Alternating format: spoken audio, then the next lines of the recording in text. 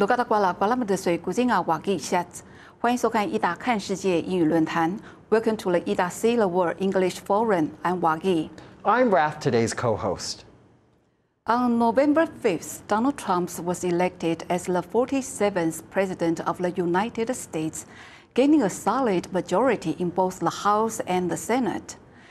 It may feel like the U.S. is turning back the clock to 2016, but this time around, it could be somewhat different.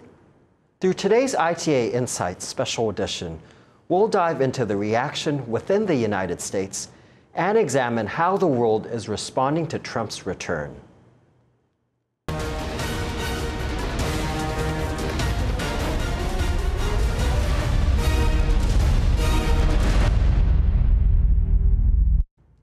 Joining us today are Wen-Ti Sung, non-resident fellow at the Atlantic Council Global China Hub. Pleasure to be here. Thank you for having me. Marcin Jerzewski, head of the Taiwan office of the European Values Center for Security Policy. It's great to be on the show. Thank you for having me today. Let's set the stage by looking at Trump's last defeat. 4 years ago, he claimed election fraud when Joe Biden won, leading his supporters to storm the Capitol. Contrast with Kamala Harris's concession speech, where she emphasized the peaceful transition of power. In the meanwhile, there are ongoing protests in the U.S. against Trump, mostly from women who are afraid that they are going to lose abortion rights and other rights of various minorities, as well as Palestinian protesters that are afraid Trump will support Israel's military campaign in Gaza. So, Wen-Ti, what reactions are you seeing in the U.S. right now? And also, what implications does that have to the world? Well, first and foremost, I think shock is the word that comes to mind. I think this is the first time in a very long time that we're seeing the Republican Party under President Trump's leadership, well, incoming President Trump's leadership, to capture not only the popular vote, electoral college, both houses of Congress, as well as having solid conservative majority in the Supreme Court, for example. So really complete control of all branches of government. So this is definitely something new. For me personally, I think the fact that GOP this time around is able to win a majority in the popular vote, especially, is something that is very, that's not unprecedented, but something that's very surprising to many observers. Because if we go back to 1992, when Bill Clinton won his presidency for the first time. Ever since 1992, it's been about 32 years. During this 32-year span, the GOP, or the Republican Party, has only won popular vote once in 2004. And that is in the shadow of the Iraq War and September 11th terrorist attack on the US. All those factors had to be there, had to be present for GOP to win popular vote. And that's why also I think that's one major cause for such partisan polarization in the US side, because sometimes it's harder to come to a consensus politically when one side may be winning the presidency on account of electoral college majority, but struggle to win it nationally. So maybe some people think they won on a technicality. This time around, clear, solid, convincing victory and strong mandate. And with that, what kind of policy is going to come to fruition over the next 4 years? I think many people are watching it attentively at the moment, for sure. Okay, just as Wendy said, Trump won decisively this time, even flipping the traditionally Democrat blue wall states like Michigan, Pennsylvania, and Wisconsin. And pre-election polls had shown a light edge for Harris. And in this state, but that wasn't the outcome. So Marcin, so what do you believe drove voters in these states to support Trump, and how this play out across key demographics like Black or Latino voters? I think that there are two trends that we can look at here. Firstly, there is a question of how we should interpret pre-election polls. You know, there is this concept in social science and the studies of political behavior, the concept of the interviewer effect. I believe that in the United States, Trump is still perceived as a as a wild card, as a controversial candidate, and therefore I believe that some voters, particularly those who are undecided or who identify as political independents, were holding off their decision for whom to cast their votes until the very last moment, and perhaps even thought that voting for Trump would be something undesirable, and therefore Trump was underestimated in the opinion polls.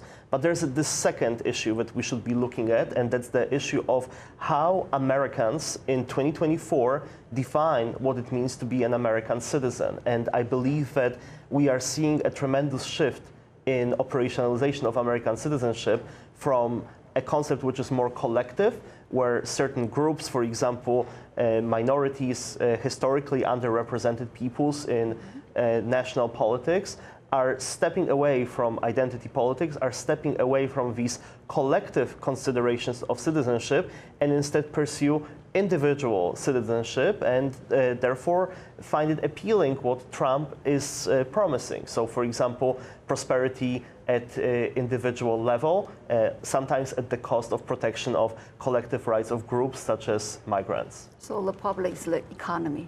Yeah. So, Wen-Ti, wanted to turn to you, as you are an Asian person, you have spent time in the United States. What's interesting is that Trump actually gained with Asian minority vote this time. What's behind this? I think quite a number of factors must have gone into effect here. I mean, for Asian voters, obviously, I think for them, they'll be concerned about socio-economic upward mobility. We know from the last couple of years, for example, there was a famous lawsuit in the US. I forgot the exact name of the lawsuit, but basically Asian students for fair admission into Harvard.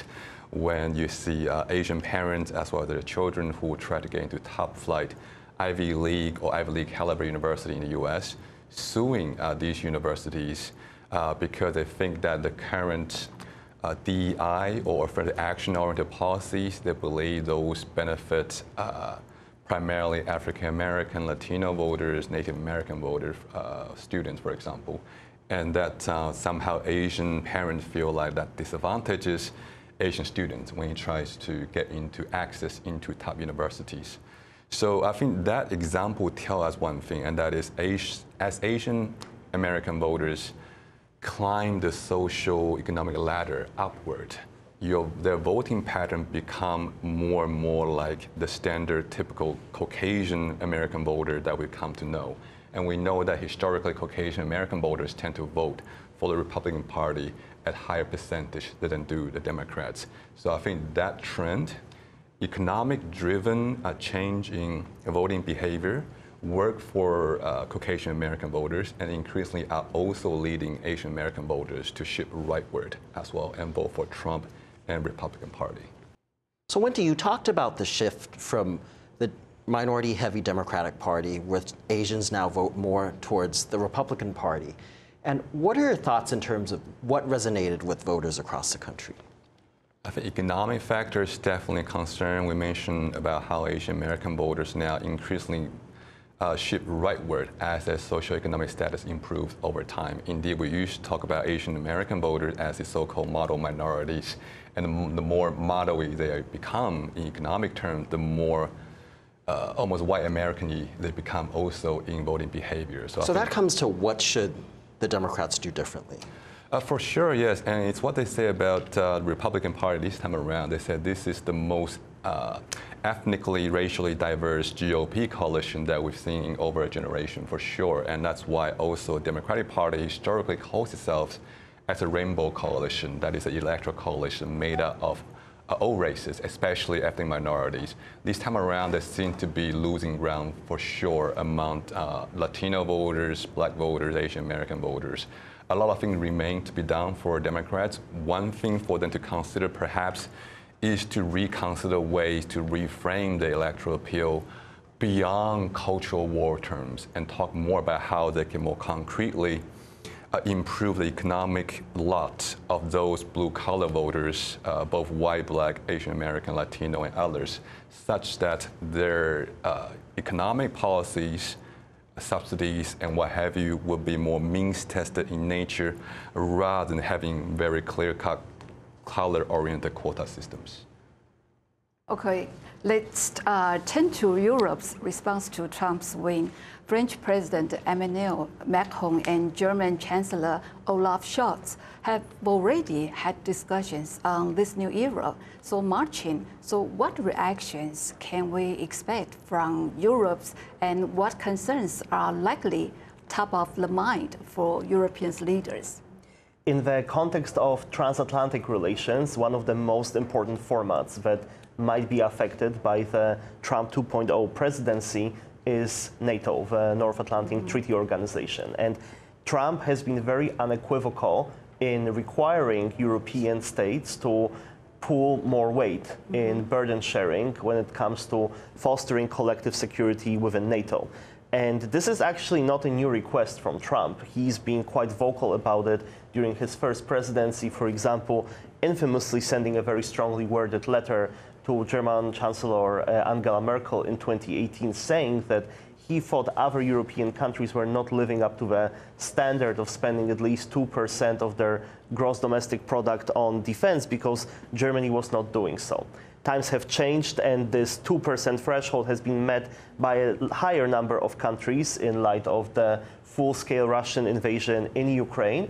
At the same time, Trump will definitely take a more transactional approach to fostering collective security, and therefore we are expecting changes to the degree of American commitment to NATO. So what is the European response? Europe needs to spend when it comes to our security and defense. Yeah, so a question. So does the EU trust the US with the Donald Trump in office? What do you think? The response from top EU-level officials, including European Commission President Ursula von der Leyen, was quite positive. In her statement released shortly after the election results came in, she emphasized particularly the economic dimension of transatlantic relations, highlighting that billions of dollars and millions of jobs depend on the health of the transatlantic relationship. And I believe that it will be of utmost importance to sustain the positive relationship between partners on both sides of the Atlantic. However, particularly in Western EU member states, policy making is often negatively affected by a sense of anti-Americanism. So lawmakers in these jurisdictions really want to push forward the idea that European policymaking and implementation should be more independent from the United States. So I believe that responses might be a little different from EU member states in Western Europe and EU member states in Eastern Europe.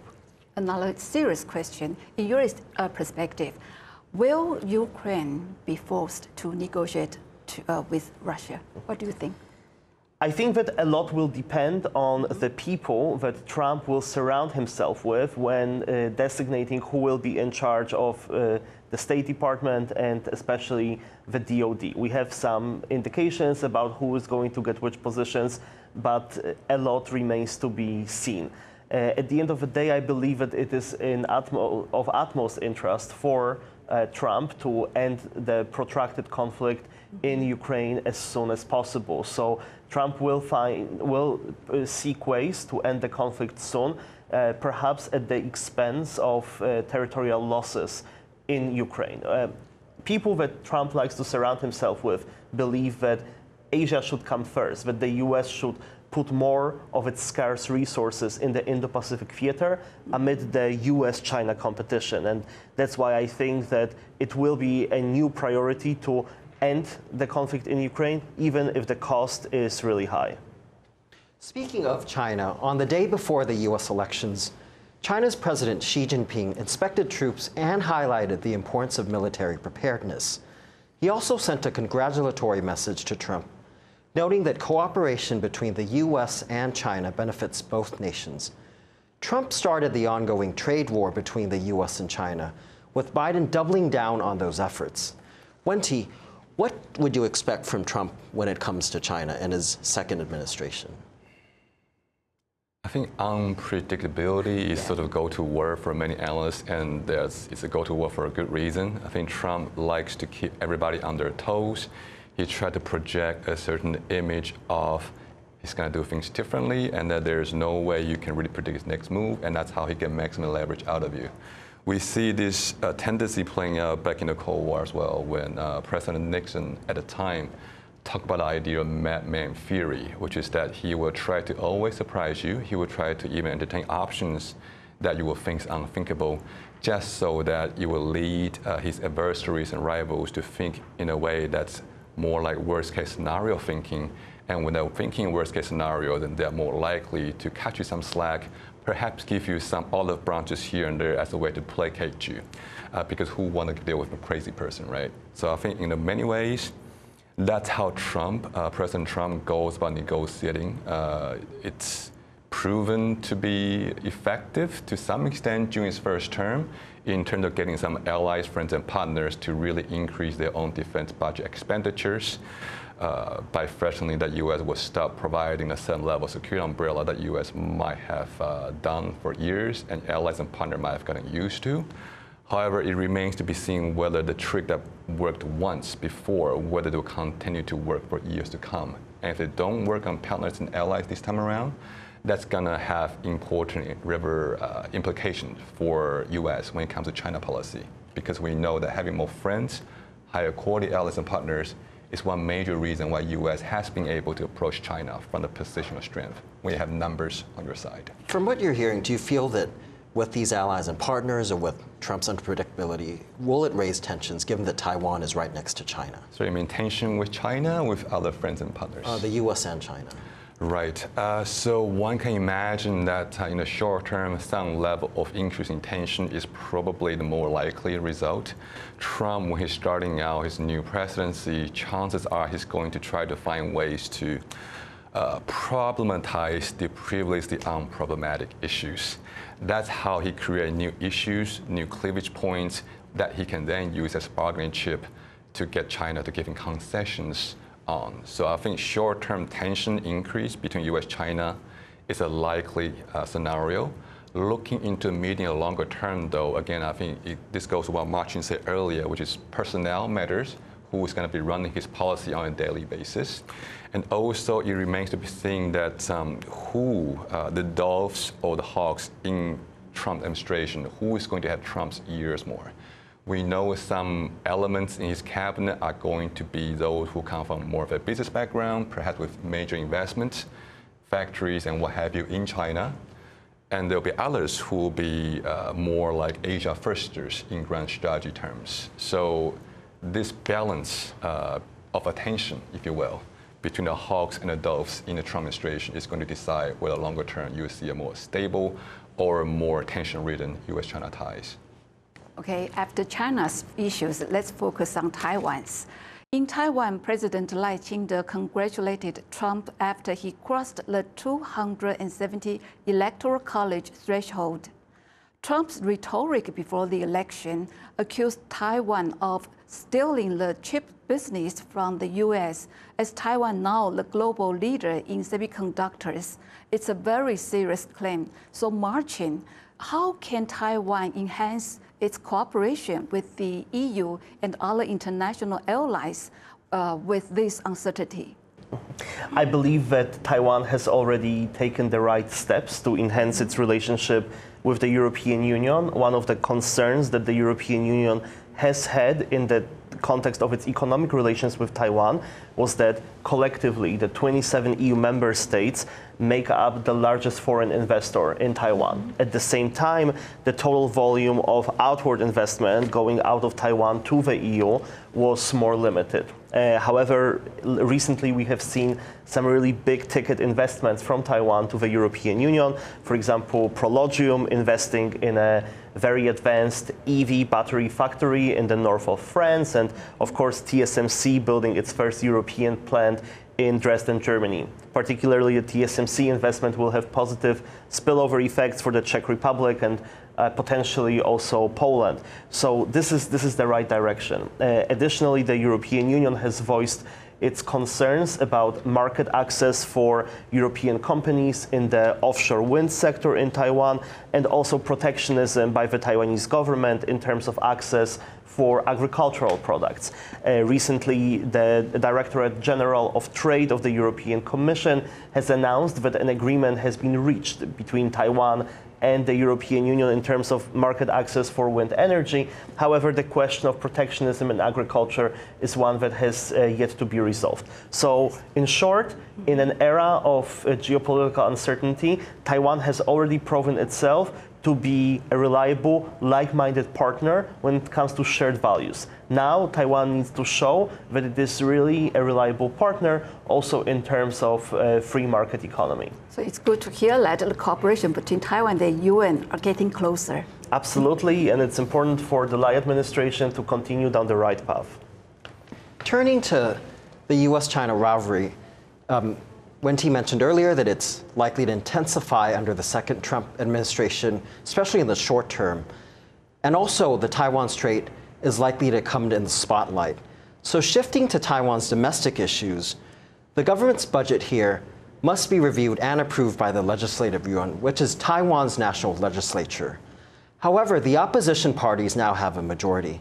Wen-Ti, would this become Taiwan's largest issue or obstacle to overcome, given that Trump has mentioned how important it is for Taiwan and other U.S. allies and partners to beef up defense? I think defense budget is definitely going to be something that people are going to be watching out for the next few years to come. We know that when you are running a government in Taiwan, it's never going to be the easiest thing to do to get opposition onto your side when it comes to budget time.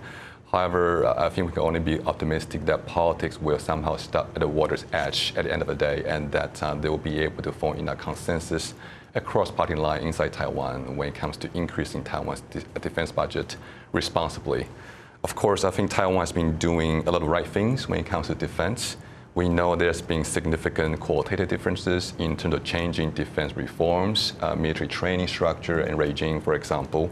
We know that Taiwan has been trying to find ways to build defense and security cooperation partnerships with other partners and friends internationally, as well as a way to leverage resources from and pool risk with other like-minded friends and partners internationally.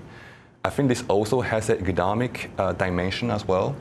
We know TSMC and a number of other major Taiwanese economic champions have been slowly establishing their presence in other countries as well, as a way to not only expand potential market for Taiwan's companies, but also as a way for them to, I think, have a more on-the-ground presence with local societies. So that's one way in which you can see economic exchanges and trade relations begin to have a diplomatic dimension as well in terms of cultivating supporters in foreign countries, and that in turn help Taiwan diplomacy longer term. Well, when it comes to defense, particularly defense, given that the U.S. will likely ask Taiwan to pay up, or as Marcin mentioned, to spend, do you feel that Taiwan can achieve that, given the current composture of the legislature?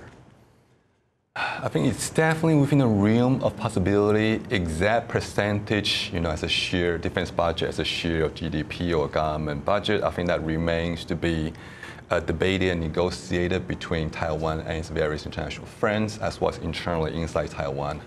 However, I think Taiwan has done a good job in terms of incrementally increasing its defense budget, so that at least it's sending a right signal to other friends internationally, because we know that we help those who help themselves, and Taiwan has definitely been showing that Taiwan is trying what it can to help itself, so that other friends internationally will have talking points to their own domestic population and say, hey, we're helping out Taiwan, Taiwan's being a good friend, and Taiwan is doing what it can as well. And therefore, when we help them, it's going to be meaningful assistance rather than cultivating free riding or dependency.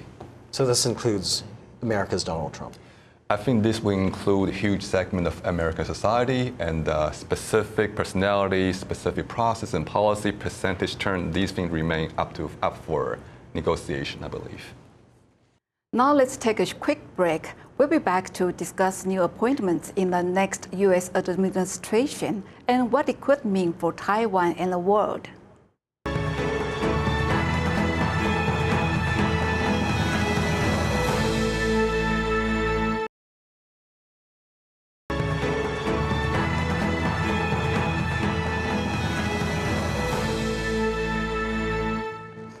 欢迎回到ita看世界英语论坛，我是 Wagi。This November, the political landscape in the United States has shifted dramatically, with Donald Trump's return as the 47th president.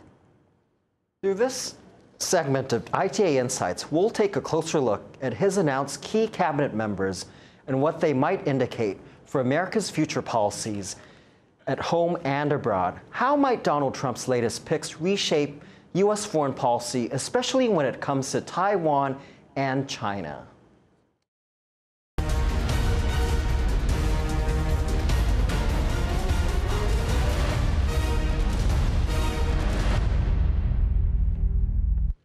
Joining us today are Guermantes Lailar, also known as G-Man, retired U.S. Air Force Foreign Area Officer. Hi, my name is Guermantes Lailar. I'm a retired Air Force officer. I'm currently a visiting scholar at the Institute for National Defense and Research, and thank you for having me on this show. Also, Roger Liu, National Sun Yat-sen University International Master's Program in Asia-Pacific Affairs Assistant Professor. Hello, everyone. It's nice to be here. So let's kick things off by discussing Trump's likely cabinet members. And after criticism of his previous administration's choices, he's been very selective this time around. Let's first take a look at some of the key cabinet members that the Trump transition team has announced so far. You can see some key positions such as longtime supporter of Taiwan, Senator Marco Rubio for Secretary of State, Pete Hegseth for Secretary of Defense, Susie Wiles as Chief of Staff, John Radcliffe as a CIA Director, and many more as seen on the list here. G-Man, what do we know from these picks that Trump has announced so far? What would it mean for a Trump 2.0 administration? Well, first of all, I think it's pretty great that his team was able to announce all these candidates a few days after he won the election. So that means that they've been preparing for this time ahead of time. And it also means that they checked these people out for what they bring to the table. So it wasn't like there was a sudden scurry of people and then they decided. No, they already decided. And I think, to me, one of the important people that should be mentioned is Mike Waltz, who is the nominee for the National Security Advisor. And the National Security Advisor, as you know, is very important. We have Jake Sullivan, who's the current National Security Advisor, so this guy is very important. Now, why is he important? Well, first of all, he's a colonel in the U.S. Army. He's a Green Beret. He was the first Green Beret ever elected to Congress. He's written a few books, and he served in Afghanistan, and he has 4 Bronze Stars with 2 for valor. And he's done a lot of great things. He's on the House China Task Force. He's on the Armed Services Committee. He's on the Intelligence Committee. So this guy brings a lot to the table. And so he's going to be President-elect Trump's National Security Advisor. Trump was vocal about his dissatisfaction with his former administration, claiming he used the wrong people. And Roger, so do you believe these individuals are a better fit? Well, I think when Donald Trump is choosing his administrators, I think he has a logic behind that, because he wants someone first who are loyal to him. So we can see that, well, he has been choosing a bunch of loyalists who has not criticized him too much during the campaign. And he wants to choose someone who can get his plan done. Well, what he has been focusing upon is American first, that we maybe we'll be talking about this later in details. But what Donald Trump is trying to do is to bring America to the center stage of the United States, to the center stage of international politics. So how to reinforce the U.S. National capacity will be important. So the choosing of the personnel actually is a reflection of that. You just particularly mentioned the loyalty. Why the criteria is so important for Trump? Well, I think loyalty is important for each and every U.S. president because, especially for Trump, that's important because he, for the future, I think we will see a more conflictual domestic politics of the U.S. because what Donald Trump has been focusing upon is to kind of correct the ideology from being too left in the United States, especially in the domestic politics.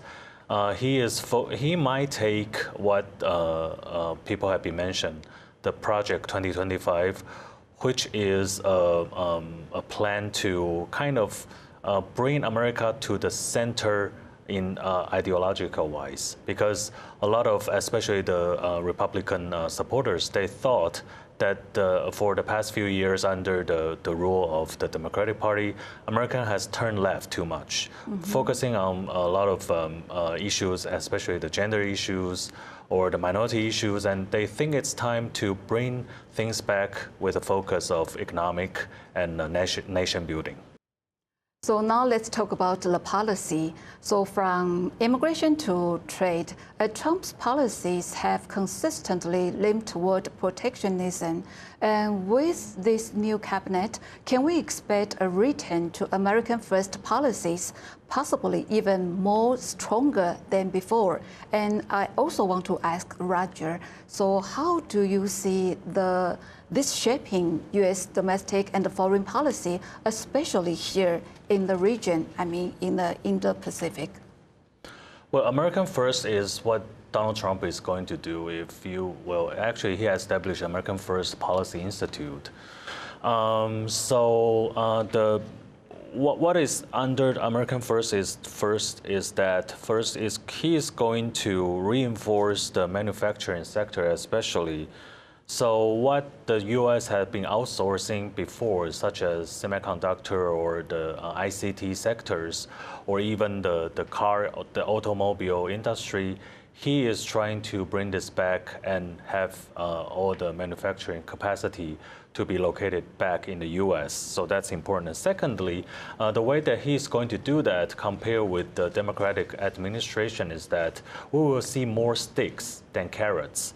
So before, when Joe Biden was still in his position, he used the subsidies, trying to attract more foreign investments, such as TSMC or Samsung, to set up their fabs in the U.S. But now Donald Trump, he might want to rely on tariffs a little bit more than the subsidies. So by raising the tariffs, he is trying to force the foreign big tech firms to come back to the U.S. to manufacturing chips over there.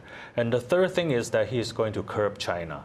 So that's important, that to make sure that U.S. stay ahead of China on some emerging technologies as the front, such as AI, such as semiconductor, and other emerging technologies. So I think this is something that he's going to do.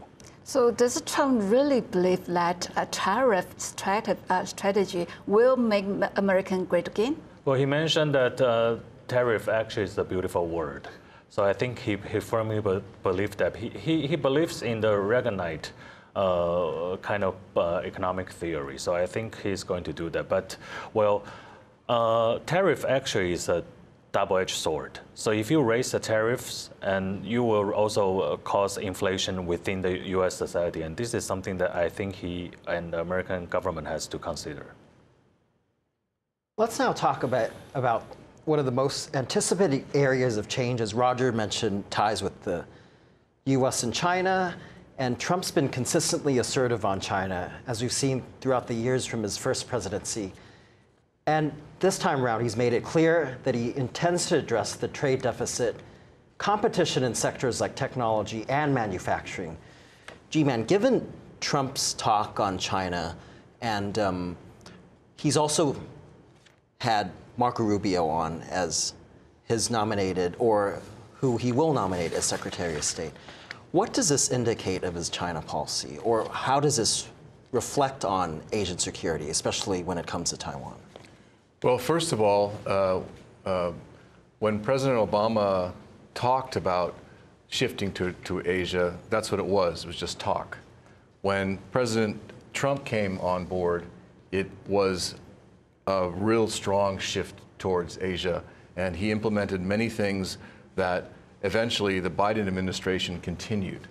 So what we'll see is a Trump administration with a very strong sense of what the China threat is, as opposed to competitor, which is the terms that the Biden administration used. This will be looked at through the eyes of a security challenge.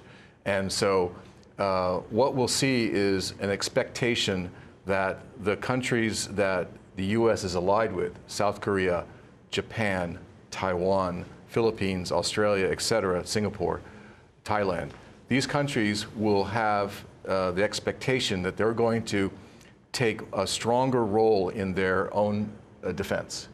And with that expectation, then the U.S. will commit itself to help those countries build up their defense. So the new Trump administration has some very strong people. You mentioned Senator Rubio, who's selected to be the next Secretary of State.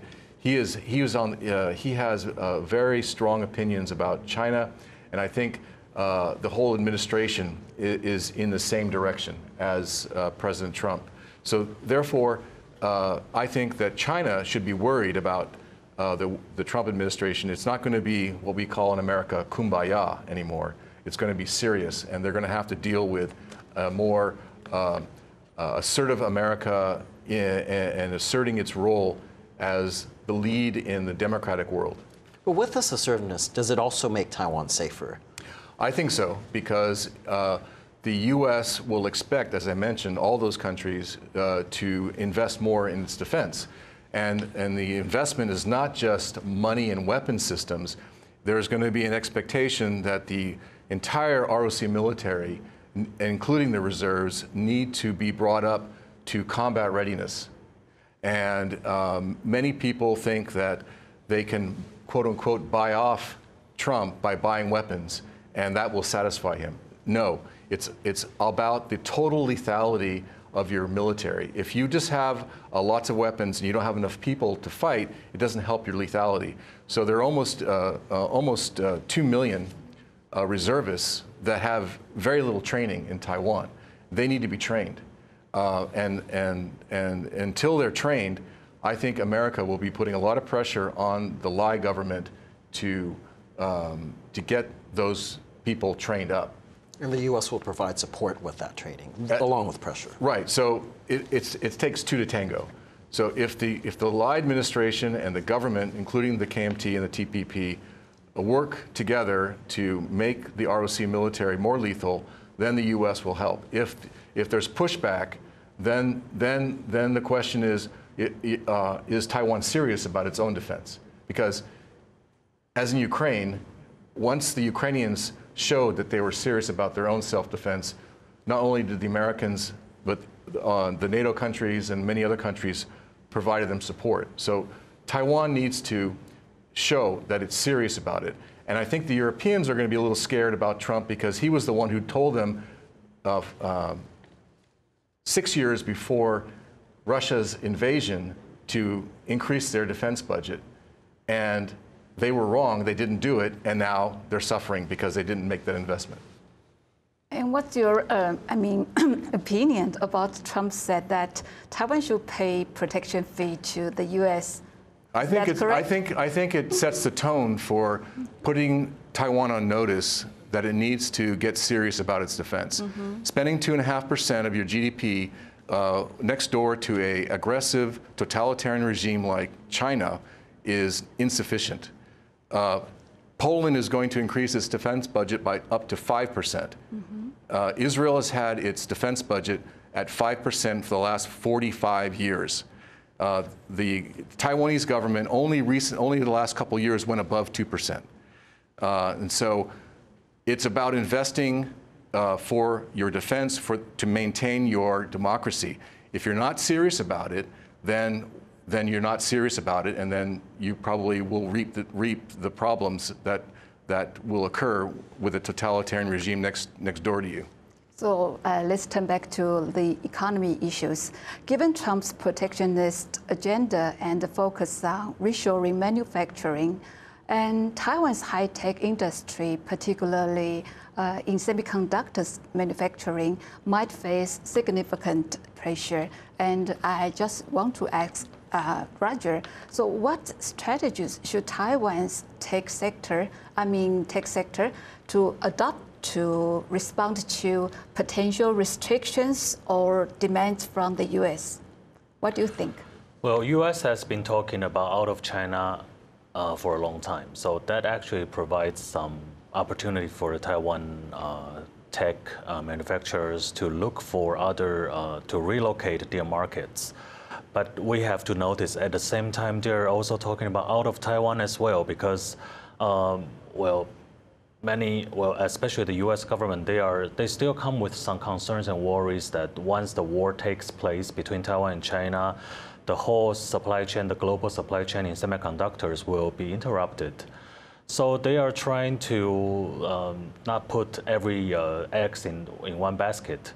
So Taiwan has been facing, just like you have mentioned, the pressure from the U.S. government to relocate its fabs to other places, especially TSMC, Taiwan Semiconductor Manufacturing Corporation. So now they have already begun some foreign project. First is in Kumamoto, Japan. So Fab 23 is being established there and running well. And the second one is in Dresden, Germany. And the third one is in Arizona, the United States. I think what Taiwan concerns about is that the TSMC especially wants to keep its core technology and competitiveness inside of Taiwan. So they have started the next generation of semiconductors manufacturing and located in Kaohsiung, the 2-nanometer one, the process. But they are going to relocate some of its capacity to Arizona, US as well, because the United States government will ask TSMC to do so. That sounds easy, but there are a lot of challenges that it has to be done. First is the working culture and the labor conditions. They are different. So we have been reading a lot of reports from the United States that labor rights have been violated, and some people, workers, engineers are going to sue TSMC for that. The second thing is that there is a global lack of talents for engineers. So everybody is looking for qualified engineers in the manufacturing of semiconductors in Germany, in Japan, in the United States especially. So how to overcome this, I think that will not only be a lesson or a problem or an issue for Taiwan, also for the United States as well. So I think this is something that the US and Taiwan should work together. So I have a very interesting question. Is it possible that TSMC will become ASMC? ASMC, like American, yeah, well, actually in Europe, their name is ESMC, the European Semiconductor Corporation. So ASMC, yes, it's part of the country, but well, they have like 20 plus fabs in Taiwan and other places. So I think they are confident that only by relocating some of the fabs outside of a country, it won't actually damage the core competitiveness of TSMC. Let's go back to security. With Trump's re-election likely heightening U.S.-China tensions, as G-Man put it, that Trump and his administration see it more in terms of the lens of a threat as to what the current administration in Biden sees it as a competitor. Taiwan's military preparedness will be crucial in maintaining security and stability here and in the region. G-Man, what steps do you think Taiwan needs to deal with this new renewed tensions and also heightening threat that we see from across the strait every day? Well, let's be clear. It's China that's doing the increased threat, and there's no reason for it other than the fact that they're being more aggressive. So let's not blame Taiwan or the United States for China's aggression, number one. Number two, I just wanted to make a side note on the TSMC point. One thing to realize is it's not just the Americans pressuring TSMC, it's also TSMC diversifying their fabs around the world in case there's a problem. It's not just an American issue, it's a TSMC issue. But getting back to the security, I think that one of the important things that have to happen is you have to, as President Lai has set up, a whole society defense committee. It is the whole society. And the government needs to take more responsibility in informing the people of Taiwan what is going on. And so it's important that the government is more transparent. And from my perspective, they become actually less transparent. And so I would offer that the government has to first explain to the people what's happening. Second, they have to also provide the education and the tools for the people of Taiwan to deal with a potential conflict. And so there are a lot of NGOs that are providing this training, but the government hasn't really taken any responsibility in this area. And again, I think this has to happen quickly. And then the third part is the reservists I mentioned earlier. Currently, only 8,000 reservists a year get the 2-week training. And the other 50,000 a year get the 1-week training. So with the 2 million people available for reserve duty, that's severely insufficient. So all these things have to be taken care of. And in terms of aligning closer to the U.S., given that, as you said, the threat is from China and that it's rising, what do you think specifically Taiwan needs to do to align more with the incoming administration to make sure that U.S. allies are ready for this or whatever that is coming? I think that they need to demonstrate that they are serious, and all the political infighting in Taiwan needs to stop. And everyone needs to go in the same direction, which is maintaining Taiwan's current status of being a democracy. And it should not be undercut by any of the political parties. And everyone needs to be thinking about keeping Taiwan the way it is. And so by investing more in the training of lots of people and in lots of weapon systems, both conventional and asymmetric, I don't believe in, like I mentioned before, I don't believe in the easy button of buying more weapons and then that's going to satisfy Trump. Taiwan needs to think about its own survival, whether or not the United States is going to help or not. Israel doesn't depend on the United States to survive. And the people around Israel want to kill all the people in Israel. So Taiwan needs to think about what it takes to survive itself. And then the U.S. will respect it when it's fully implemented. So the U.S. will help Taiwan, and the U.S. and Taiwan needs to help itself. So the same question for Roger. So the same question on Taiwan's security issues. So what's your opinions on this subject? Well, I agree with G-Man that Taiwan have to increase its capacity not only in the defense, but also the willingness is very important. The people of Taiwan should understand that only by helping themselves, the United States will come for help. But we do need the support from the U.S. eagerly, especially, well, Taiwan has been prevented from getting advanced weapons like F-35s or, advanced weapons that we can use to counter the attack from China, which has been promoting their military capacities for the past few decades. China is not like China 30 years before, compared with what they have now. So the support from the U.S. is actually very important. Not only the government, but also the people of Taiwan are expecting the U.S. to voice clearly that they are going to support Taiwan when Taiwan is under attack from China. You wanted to add something in terms of the defense. Yeah, I think that one community specifically in Taiwan is a good example of a people who take the defense of Taiwan seriously. The indigenous people of Taiwan are highly representative in the military compared to their actual population. And then specifically in special forces is incredibly high. So I think the indigenous people have a lot to offer Taiwan. I think we will have more discussion on this topic. Good. Okay. That wraps up today's Ita Insights. The next 4 years under Trump's leadership remains to be seen when it comes to what changes it will bring to Taiwan and the world. Thanks for watching. I'm Wagi. I'm Rath. We'll see you next week on Ita See the World.